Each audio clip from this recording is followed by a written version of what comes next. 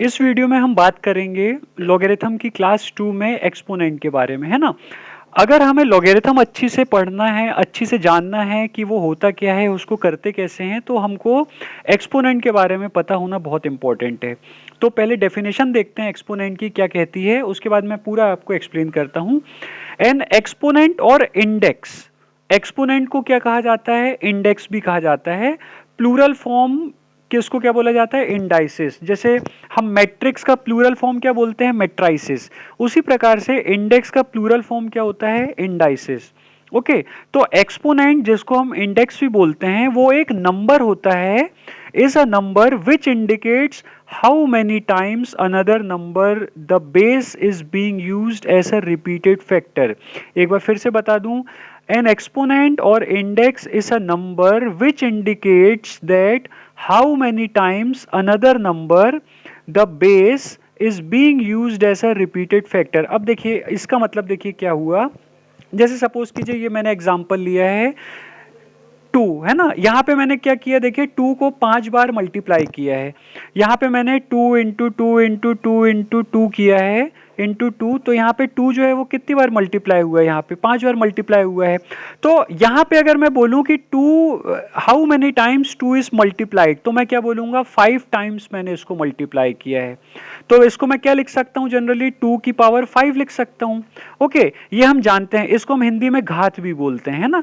हिंदी में हम जिसको घात बोलते हैं वही ये जो है 5, इसको हम क्या बोल देते हैं, इंग्लिश में एक्सपोनेंट बोल देते हैं, एक्सपोनेंट बोल देते हैं, या फिर इसको इंडेक्स बोल देते हैं, या फिर हम बिल्कुल जनरल फॉर्म में अगर देखें तो पावर भी बोल देते हैं। जैसे 2 की power 5, 2 into two into two into two into two को हम क्या लिखेंगे, 2 की पावर 5 ही लिखेंगे। तो यही 5 जो है, यही 5 जो है वो क्या कहलाता है, एक्सपोनेंट, जिसको इंडेक्स भी बोलते हैं या फिर पावर भी बोलते हैं।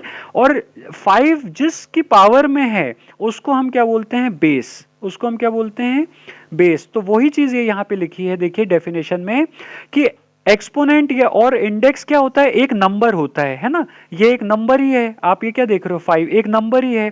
एक नंबर होता है विच indicates how many times another number the base, मतलब कितने टाइम्स कोई दूसरा नंबर, जिसको हम क्या बोलते हैं, बेस, कितने टाइम दूसरा नंबर जो है वो क्या हो रहा है, is being used as a repeated factor, is being used as a repeated factor. मतलब ये जो नंबर है ये कितनी बार रिपीट किया जा रहा है, इसका मतलब ये होता है। तो यही जो आप 5 इधर देख रहे हो ये क्या कहलाता है, एक्सपोनेंट या फिर इंडेक्स होता है।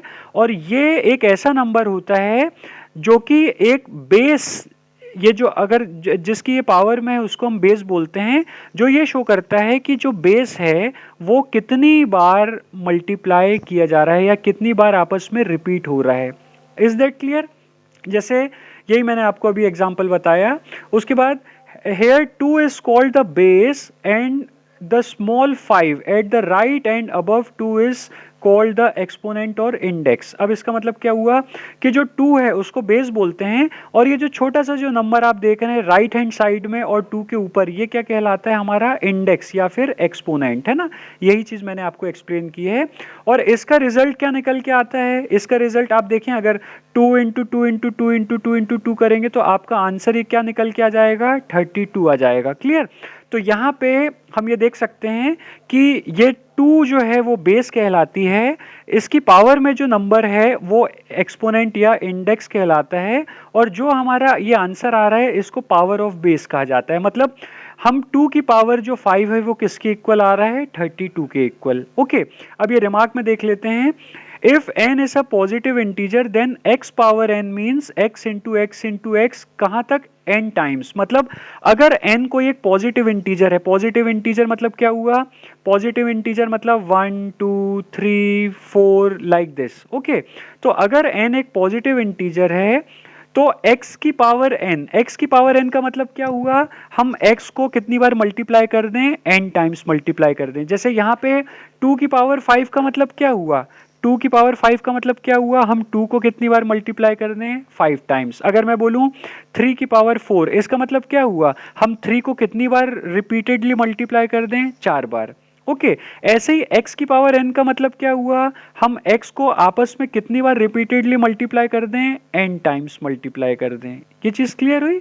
तो ये जनरल फॉर्म निकल के आता है, ये रिमार्क मैंने लिखा है, where n is greater than 1, n जो है वो क्या होना चाहिए, ग्रेटर देन 1 होना चाहिए, है ना। n की जो वैल्यू है वो क्या होनी चाहिए, ग्रेटर देन 1 होनी चाहिए। मतलब अगर x की पावर 1 हुई, मतलब अगर n इक्वल टू 1 हुआ तो ये x की पावर 1 हो जाएगी, और x की पावर 1 क्या होता है, x, है ना। अगर n ग्रेटर देन 1 है तो मान लीजिए अगर हमने n इक्वल टू 2 लिया तो ये ग्रेटर देन 1 हुआ, तो इसमें x की पावर n, मतलब n की जगह अगर हम रखेंगे 2 तो ये क्या हो जाएगा, x into x. Okay similarly अगर हम x की पावर यहाँ पे n की वैल्यू 3 रख दें तो यहाँ पे x की पावर 3 मतलब x इंटू एक्स हो जाएगा। सिमिलरली अगर हम x की पावर 4 रख दें, मतलब n की जगह हमने रखा 4 तो ये क्या हो जाएगा, x इंटू एक्स।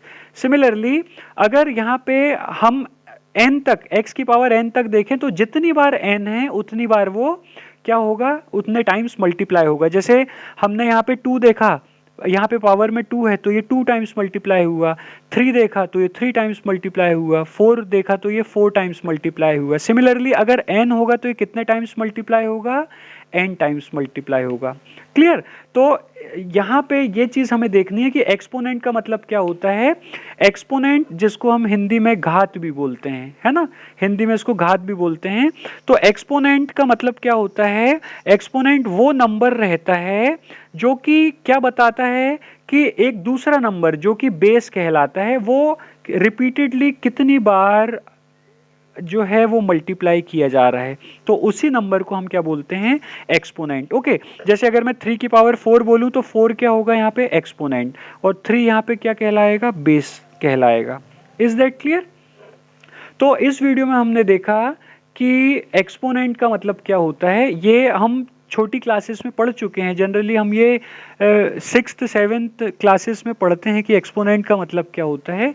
तो हमने देखा यहाँ पे कि एक्सपोनेंट या इंडेक्स क्या होते हैं।